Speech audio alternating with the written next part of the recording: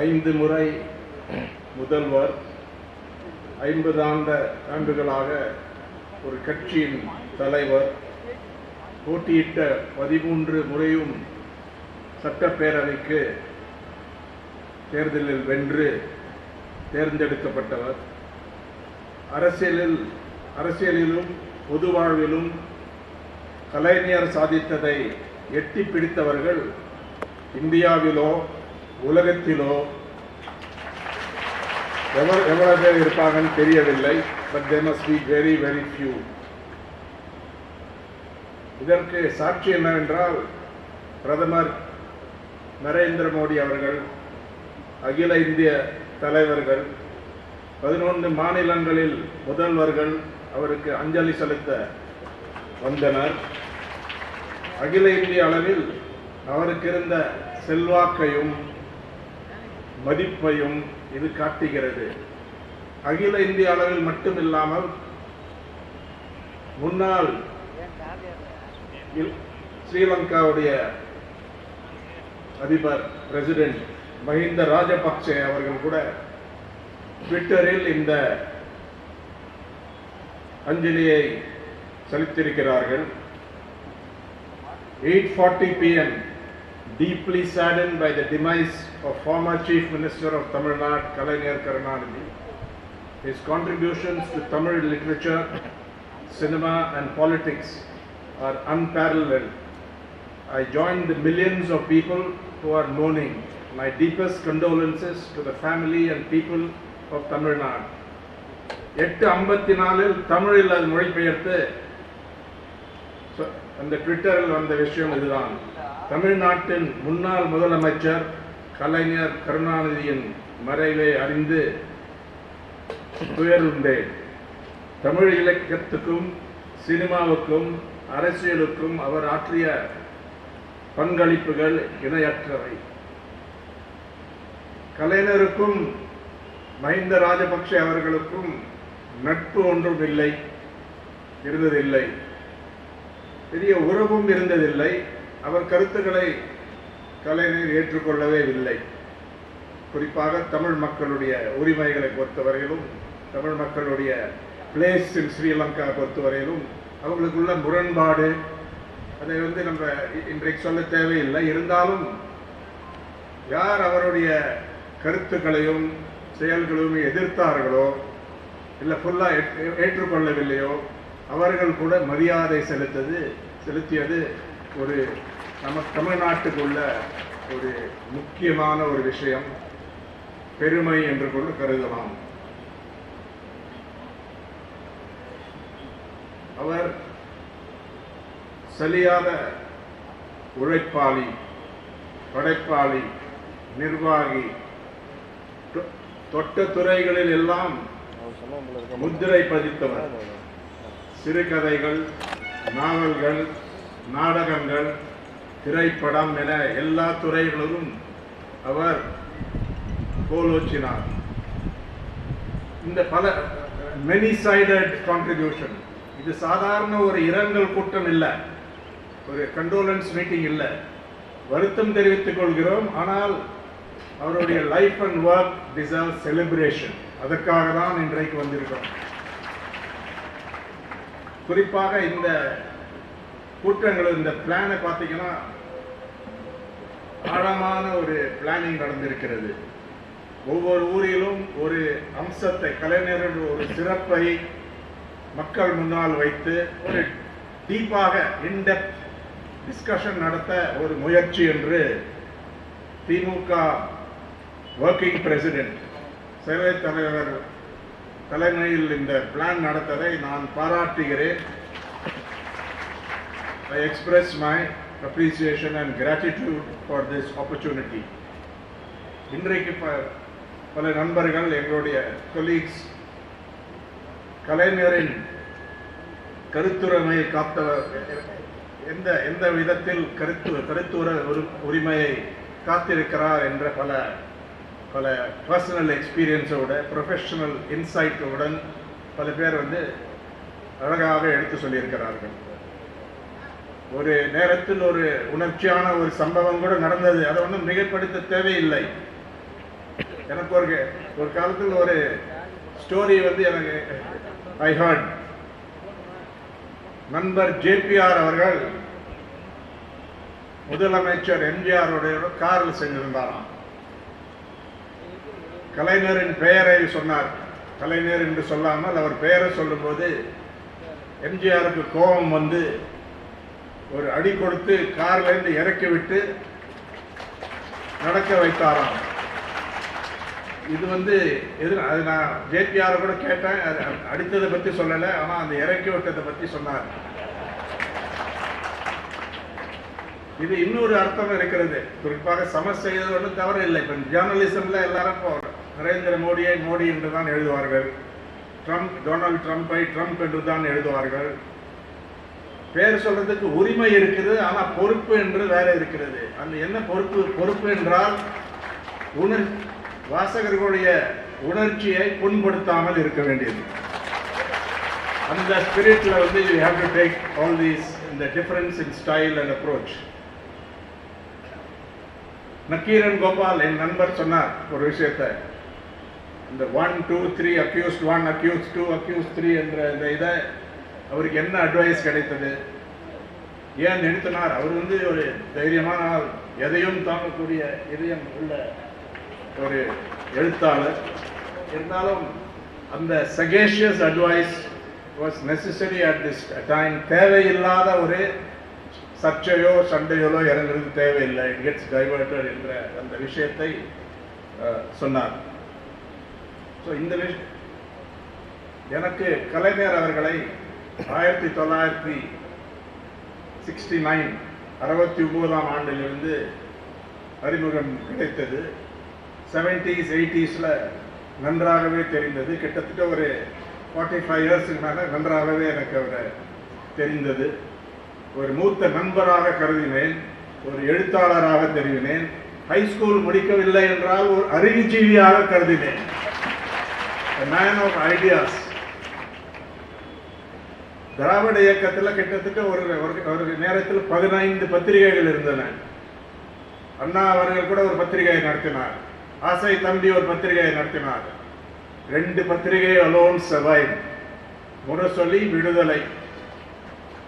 முரசொலியுடைய 75ஆம் ஆண்டு திமுக working president எனக்கும் ஒரு வாய்ப்பு கொடுத்தார் அதில் பங்கெடுத்துக் கொள்வதற்கு. பல பேர் இங்கே இருக்கிறவங்க அதில் பேசணும். அதில் என்னவென்றால், கலைஞர் அந்த அக்கறை எடுத்துக்கொள்ளவில்லை என்றால், அந்த டைரக்ட் பார்ட்டிசிபேஷன் இல்லை என்றால், அந்த கமிட்மெண்ட் இல்லை என்றால் முரசொலி இன்றைக்கு இருக்காது. அது ஒரு ரிமார்க்கபிள் அச்சீவ்மெண்ட். அதனால தான் கருத்துரிமைக்கு ஆதரவாக அவர் செய்த கான்ட்ரிபியூஷன்ஸ், அதை பற்றி நம்ம ஒன்றும் சர்ப்ரைஸ் தேவையில்லை. அது ஒன்றும் ஒரு நோ மிஸ்ட்ரி பிஹைண்ட் இட். ஏன்னா அவரே வந்து கருத்துரிமை ஆழமாக ஊறி இருந்தார் முதல்ல. அந்த ரிமார்க்கபிள் இது ஆர்.கே. நாராயண் என்ற எழுத்தாளர் ஒரு இன்டர்வியூவில் சொன்னார், ரைட்டிங் இஸ் அ யோகா. கலைஞருக்கு யோகாவில் கடைசியில் அவருக்கு அது ஆழமான ஒரு பிடிப்பு இருந்தது. ஆனால் அவரோட ரியல் லைஃப் லாங் யோகா என்னவென்றால் எழுத்து. 4 மணி காலையில் எழுந்து ஒரு கிட்டத்தட்ட ஒரு 2 hours கோல்டன் ஹவர்ஸ் என்று சொல்லலாம். நக்கீரன் கோபால் கூட என்கிட்ட சொல்லியிருந்தார், நமக்கெல்லாம் அவ்வளோ டைம் கிடைக்காது. அவர் கிட்டத்தட்ட 6 hours a day அவருக்கு ஒரு லாபம் கிடைச்சது, ஒரு சர்ப்ளஸ் கிடைத்தது இந்த ஹேபிட்னால. ஒரு life long habit of writing, thinking. வெறும் தமிழக பிரச்சனை மட்டும் இல்லை, அகில இந்திய பிரச்சனை மட்டும் இல்லை, இன்டர்நேஷனல் பாலிடிக்ஸ், இன்டர்நேஷனல் அஃபேர்ஸ், எல்லா ஹிஸ்டரி, சரித்திரம், பொருளாதாரம், கலை, எல்லா விஷயத்தை பற்றியும் இது இருந்தது. எங்க குரூப்ல சேர்ந்த ஃப்ரண்ட்லைன் பத்திரிகையில் இந்த ஒரு இன்றைக்கு தான் இது கிடைத்தது. Cover story, A Man and His Movement, Kalaignar Karunanidhi 1924 to 2018. இதில்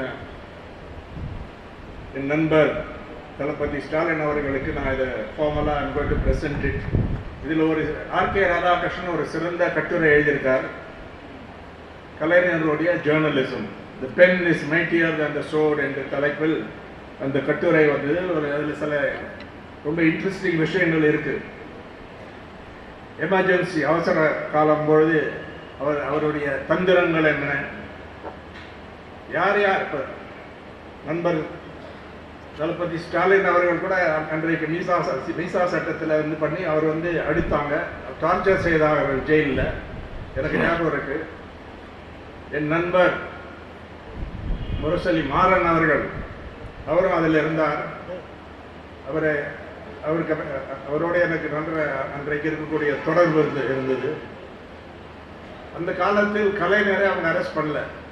ஏன்னா பெரிய எழுச்சி எழுந்திருக்கும் தமிழ்நாட்டில், தேவையில்லை என்று ஒரு முடிவு எடுத்தாங்க. இது நாட் இது. ஆனால் அவர் என்ன செய்தார்?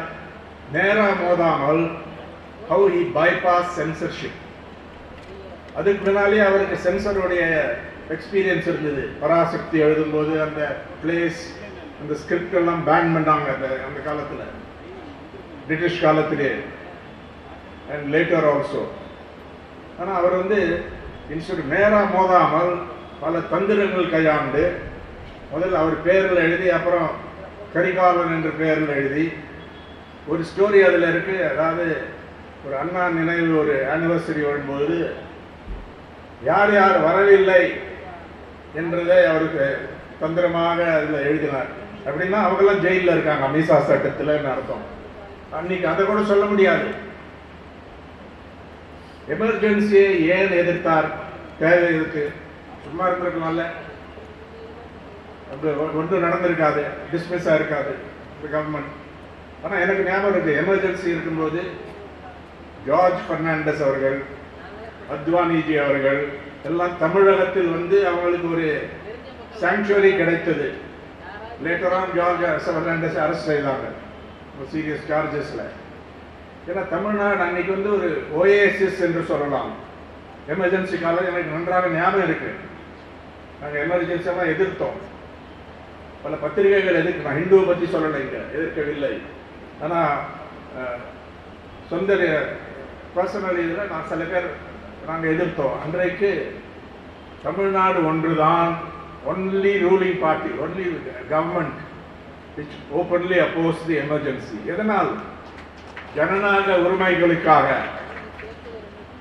பேச்சு சுதந்திரத்திற்காக, எழுத்து சுதந்திரத்திற்காக, against censorship. And he fought censorship right through, even after his government was dismissed. இது ஒரு முக்கியமான ஒரு கான்ட்ரிபியூஷன் என்று கருதுகிறேன். பயந்தாரா இல்லை, எதையும் தாங்கும் இதயம். அது அதை பற்றி அண்ணா அவர்களை பற்றி ரொம்ப அழகாக அதை சொல்லியிருக்கிறார். இன்னொரு பர்சனல் எக்ஸ்பீரியன்ஸை சொல்லலாம் என்று நினைக்கிறேன்.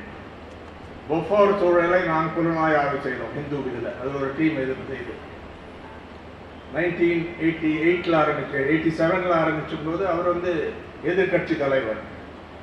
1989 அப்போதான் பொஃபோர்ஸுடைய அந்த புலனாய்வு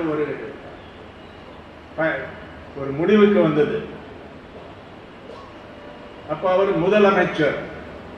என் நண்பர் அருண் ஷௌரிக்கு ஒரு தகவல் கிடைத்தது. ஏதோ அதாவது ஹிந்து குறிப்பாக எனக்கு எதிராக சில மோசமான செயல் நடக்க போகிறது, some hit squad will be sent என்று ஒரு என் நண்பர் குஹன் அன்னைக்கு அட்வைசர், அவர் மூலம் கலைஞருக்கு, சீஃப் மினிஸ்டர் முதலமைச்சர் கலைஞருக்கு அதை செய்தார். எங்களுக்கு அன்றைக்கு நான் கேட்கவே இல்லை. ஆனால் ஹி அரேஞ்ச் செக்யூரிட்டி. எதனால? தேவையில்லை. He arrange for police protection. என் மகள் வித்யா கூட ஸ்கூலுக்கு போகும்போது ஆம் பாடி கார்டோடு செய்வார். அன்றைக்கு ஒன்றும் நடக்கவில்லை எங்களுக்கு. ராஜீவ் காந்தி அவர்களை இன்றைக்கு குறை சொல்றதுக்கு இல்லை.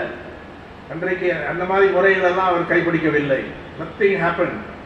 இருந்தாலும் முதலமைச்சர் was much to lose.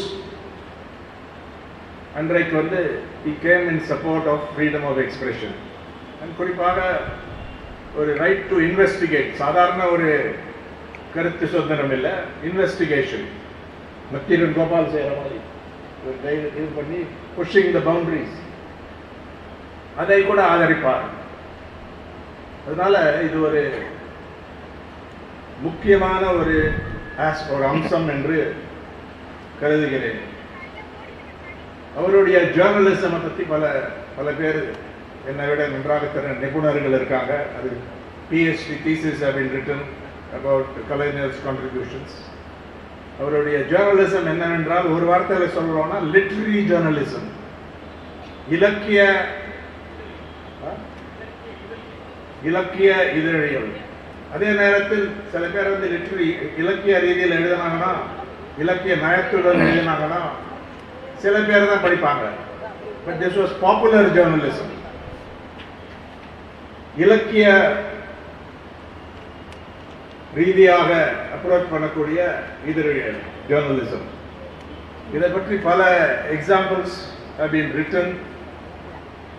அவருடைய இதழியல் வந்து ஹெவியாக இருக்காது. அவருக்கு அது ஒரு இன்ஸ்டிங்டிவாக he understood. ஹெவியாக எழுதினா யாரும் படிக்க மாட்டாங்க. அதே நேரத்தில் சீரியஸ் ஜேர்னலிசம். ராதாகிருஷ்ணன் இந்த ஆர்டிக்கிள் சொல்லியிருக்காரு, ஒரு தடவை முரசொலியோட லே அவுட்டை வந்து சரியில்லை என்று இவர் ஏதோ சொல்லியிருக்காரு. கலைஞர் அப்போ வந்து லே அவுட் சரியில்லைன்னா கூட வாசகர்களை, குறிப்பாக கட்சி தொண்டர்களை ஈர்க்கக்கூடிய வகையில் ஜேர்னலிசம் என்கேஜ் பண்ணுறது தான் முக்கியம் என்று சொல்றது நான் 100% ஒத்துக்கொள்கிறேன்.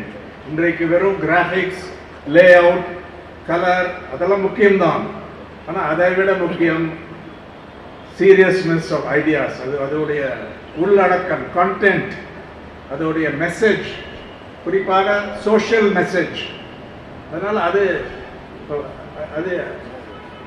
Subject for research. அவர் எடுக்கக்கூடிய பல விஷயங்கள், அதை எப்படி அப்ரோச் செய்தார், ஒரு கட்சி தலைவர் என்ற முறையில் எப்படி அப்ரோச் செய்தார், சாதாரண ஒரு ஜேர்னலிஸ்டாக இல்லை, கட்சிக்கு இருக்கும் பொறுப்பு எப்படி, எதை சொல்லலாம் எதை சொல்லக்கூடாது, அதே நேரத்தில் விளக்கமாக, தெளிவாக, ரொம்ப டீட்டெயில்டாக இது செய்தார். அதை பற்றி பல பேர் எழுதியிருக்காங்க.